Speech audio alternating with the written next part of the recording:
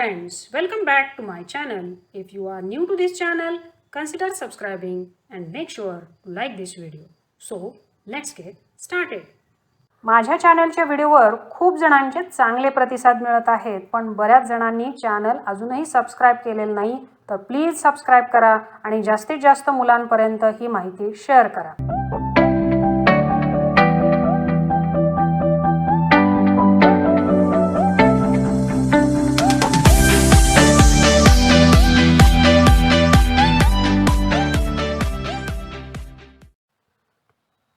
आज आपण अतिशय महत्त्वाचा असा थर्मोडायनॅमिकचा फर्स्ट लॉ पाहणार आहोत. थर्मोडायनॅमिक्सचे तसे पाहिले तर 3 लॉ आहेत आणि तिन्हीच्या तिन्ही लॉ तुम्हाला परीक्षेच्या दृष्टिकोनातून अतिशय महत्त्वाचे आहेत.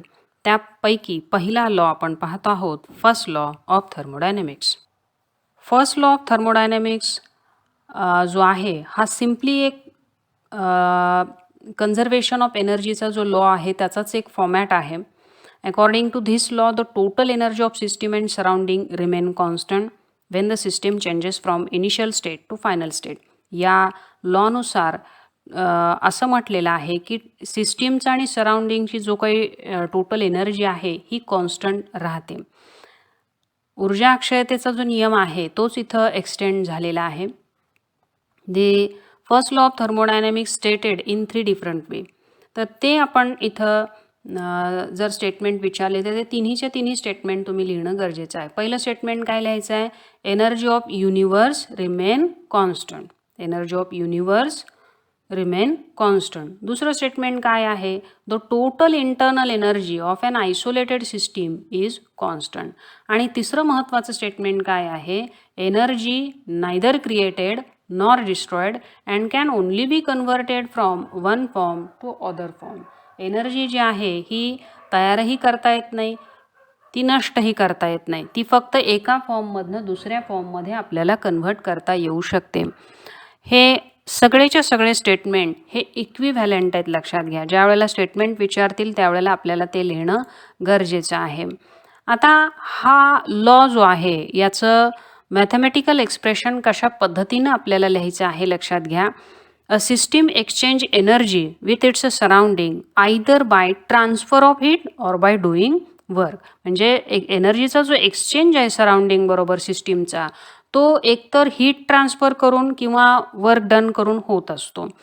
And energy supplied to system increases its internal energy. किंवा दुसऱ्या पद्धतीनं आपण असं म्हणू शकतो की removal of heat or work from system decreases internal energy.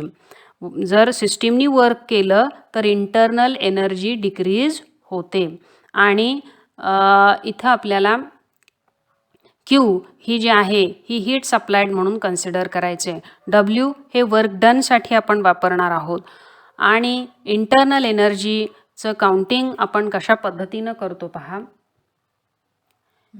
Increase in internal energy of the system is equal to sum of quantity of heat supplied to system and amount of work done on the system. म्हणजे आता आपण याचा mathematical format घेत आहोत. Statement लिहिल्यानंतर directly तुम्ही लिहा mathematical equation of first law of thermodynamics. Delta U is equal to Q plus W. मग आता व्हेरियस प्रोसेसमध्ये फर्स्ट लॉ कशा पद्धतीनं अप्लाय होतो ते आपल्याला इथं लिहायचं आहे. पहिला आयसोथर्मल प्रोसेस. आपल्याला माहिती आहे आयसोथर्मल प्रोसेस म्हणजे काय, टेम्परेचर चेंज कॉन्स्टंट म्हणजे delta T is equal to 0. Delta T जेव्हा 0 असतो तेव्हा डेल्टा यू पण 0 असतो, हे आपण ऑलरेडी पाहिलेलं आहे. मग आता फर्स्ट लॉचं इक्वेशन काय आहे, delta U is equal to Q plus W. पण डेल्टा यू आयसोथर्मलमध्ये 0 आहे, मग आपल्याला इक्वेशन कसं बनेल, 0 is equal to Q plus W. So Q is equal to W किंवा minus Q is equal to minus W. अशा पद्धतीचं जे काही रिलेशन आहे हे आयसोथर्मलच्या बाबतीत फर्स्ट लॉचं आपल्याला पाहायला मिळतं. त्यानंतर दुसरी प्रोसेस ॲडियाबॅटिक प्रोसेसमध्ये थर्मोडायनॅमिकचं काय रिलेशन येऊ शकतं पहा. In adiabatic process there is a no exchange of heat energy with the surrounding. म्हणजे क्यू काय आहे, 0 आहे. क्यू जर 0 आहे, आपलं इक्वेशन काय फर्स्ट लॉचं, delta U is equal to Q plus W. मग याच्यामध्ये क्यू जर 0 असेल तर delta U is equal to W येईल. Okay. So delta U is equal to W किंवा minus delta U is equal to minus W अशा पद्धतीचं relation जे आहे ॲडियाबॅटिक प्रोसेसच्या बाबतीत आपल्याला मिळू शकतं. In adiabatic process increase in internal energy of the system is exactly equal to work done on the system by surrounding. ज्या वेळेला वर्क सिस्टीमवरती होतं, ऑन द सिस्टीम होतं, तेव्हा कंप्रेशन असतं हे आपल्याला माहिती पाहिजे. सो ॲडियाबॅटिक प्रोसेसमध्ये नेहमी कंप्रेशन होतं हे यातून आपल्याला सांगता येऊ शकतं. आयसोकोरिक प्रोसेस या बाबतीमध्ये फर्स्ट लॉ अशा पद्धतीनं आपल्याला रिअरेंज करायचं आहे. पहा, in isochoric process volume is constant. म्हणजे काय, delta V is equal to 0. मग आपलं इक्वेशन काय आहे, delta U is equal to Q plus W first लॉचं. ओके.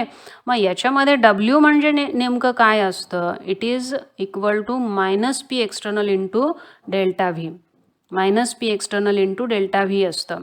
पण इथं आपल्याला डेल्टा व्ही जर कॉन्स्टंट असेल म्हणजे 0 असेल तर इथं आपल्याला डब्ल्यूची व्हॅल्यू पण काय करता येईल, 0 घेता येईल. आणि त्यावेळेला असणारं क्यू काय असतं, क्यू व्ही असतं, heat at constant volume. Okay.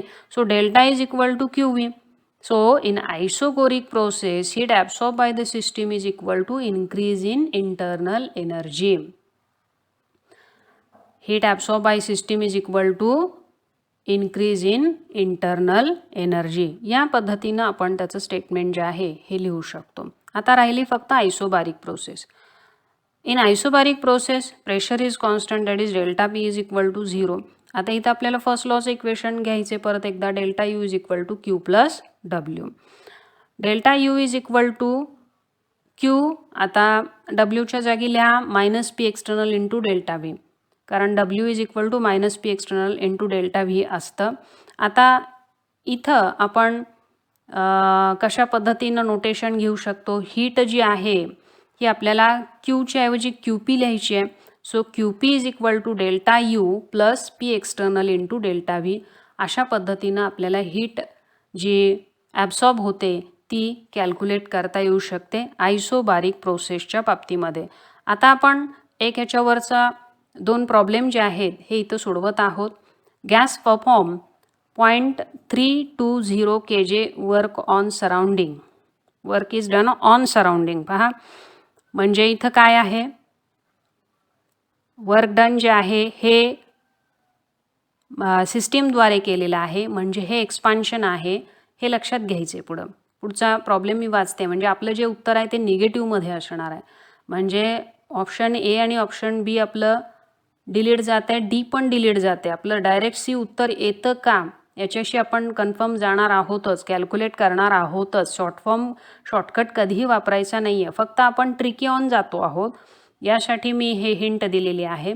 Gas perform 0.320 kJ work on surrounding and absorb 120 joule of heat from the surrounding.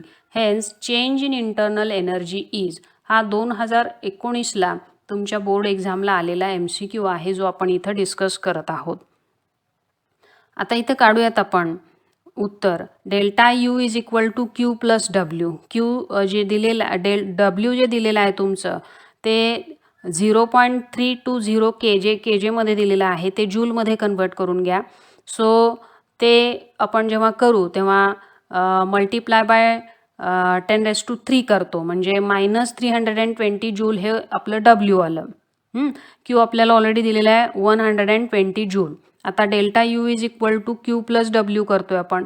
So -320 plus 120 that comes up to be -200 joule. म्हणजे सी हा जो option आहे हा आपण calculate करून सुद्धा काढला. म्हणजे प्रत्येक वेळी ट्रिक नाही वापरायची आहे, स्वतः कॅल्क्युलेट करून बघायचं आहे, कारण बोर्ड एक्झाममध्ये आपल्याला ही गणितं सोडवावीच लागतात. त्यामध्ये आपल्याला MCQ असेल तरच फक्त आपण ते गेस करून लिहू शकतो. गेस करण्यापेक्षा सोडवणं खूप महत्त्वाचं आहे, कारण जरा जरी इथं तुमची चूक झाली तर पूर्ण मार्क तुमचे जाऊ शकतात. दुसरा problem, calculate the change in internal energy when the system 400 joule of heat and does 240 joule of work on the surrounding.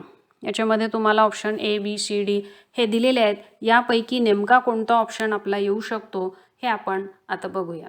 Q is equal to 400 J दिलेला आहे, W is equal to -240 joule दिलेला आहे आणि delta U विचारलेला आहे. लिहा first law of thermodynamics, delta U is equal to Q plus W.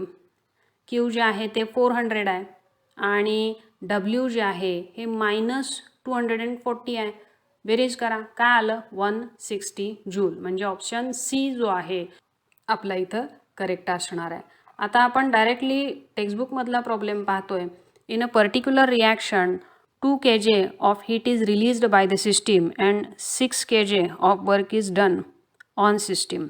Work is done on system म्हणजे हे काय आहे, कॉन्ट्रॅक्शन आहे. Determine delta H and delta you.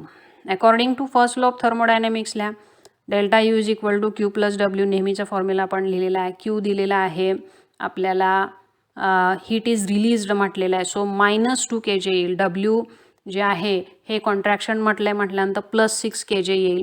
So delta U is equal to -2 + 6 म्हणजे +4 kJ हे तुमचं delta U आलेलं आहे.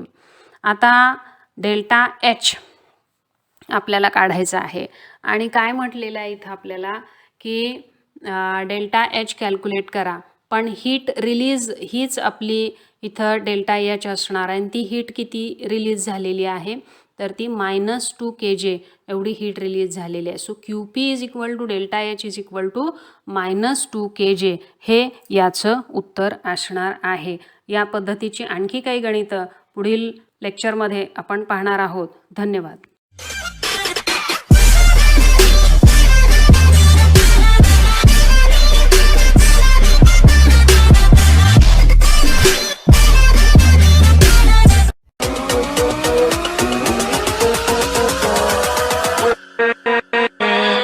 with